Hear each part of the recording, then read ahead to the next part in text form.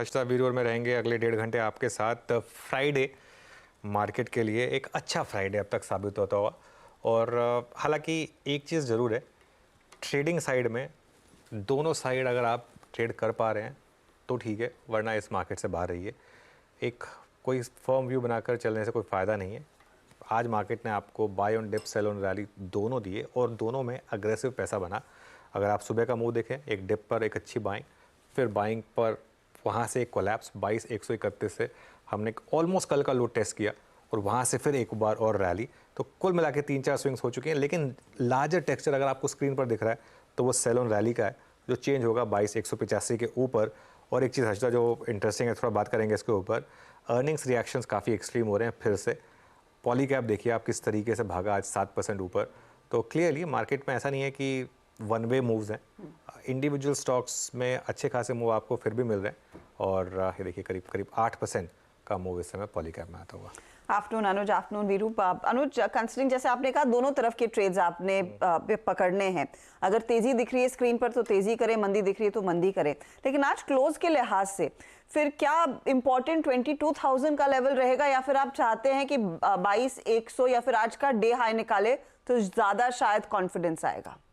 देखिए हर्षदा, एक चीज़ है, आज इतनी वॉलेटिलिटी के बावजूद इनसाइड डे बना है। आज का हाई और लो कल के हाई और लो से के विद इन द रेंज है। आज सुबह मेरी अप्रोच ये थी कि पहला गैप अप जहाँ पर फेल हो 22,185 के स्टॉप के साथ उसको सेल कर दीजिए। 22,131 तक गए हम। 22,185 की सिग्निफिकेंस बताता हूँ आपको क्यों। ये 22 इनफैक्ट पूरी रेंज है 22,130 से 22,185 की। ये रेजिस्टेंस जोन क्यों है? क्योंकि ऑब्वियसली आज का हाई है यहाँ पर, परसों का लो है यहाँ पर। अब लोग मुझे बोलेंगे कि परसों के लो की क्या सिग्निफिकेंस थी। परसों के लो की सिग्निफिकेंस ये थी कि कल हमने ये अज्यूम किया था कि वो लो सैक्रोसेंट रहेगा, नहीं टूटेगा, लेकिन वो टूट गया और ब्रूटली टूटा। तो अब वो इतनी आसानी से नहीं रिकवर होगा। इसके लिए 22,185 वाला मेरा लेवल था सुबह कि उसके स्टॉप लॉस के साथ एक आप शॉर्ट ट्रेड कर सकते हैं। सपोर्ट जोन है आपका 21,900 से 21,950 का। आज सुबह का भी लो, कल का भी लो। मुझे जो व्यू बन रहा है, मेरा व्यू ये बन रहा है कि वो भी टूटेगा एक बार के लिए। एक बार के लिए आप अगले हफ्ते शायद 21,750 से 21,800 तक के लेवल टेस्ट करेंगे।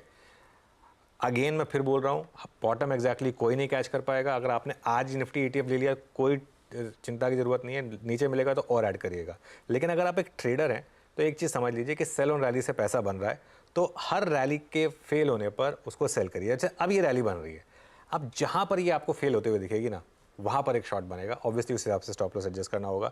जो मैं बार बार कह रहा हूँ चीज़, बैंक निफ्टी पर मैं कोई स्ट्रैटेजी दूंगा नहीं, क्योंकि बैंक निफ्टी में कोई मतलब नहीं है ट्रेड लेके। देखिए आज का भी इंटरडे चार्ट देखिए, ये इस तरीके के मार्केट में कोई पैसा नहीं बना सकता अनलेस आप स्कैल्पर हैं। स्कैल्पर मतलब हर 5-5, 10-10 मिनट की कैंडल पर अगर आप ट्रेड कर सकते हैं, कुछ लोग कर सकते हैं, गुड फॉर देम, लेकिन जो एवरेज हमारी ऑडियंस है वो नहीं कर सकती है। तो इसके लिए बेटर होगा कि इससे थोड़े टाइम के लिए अवॉइड किया जाए।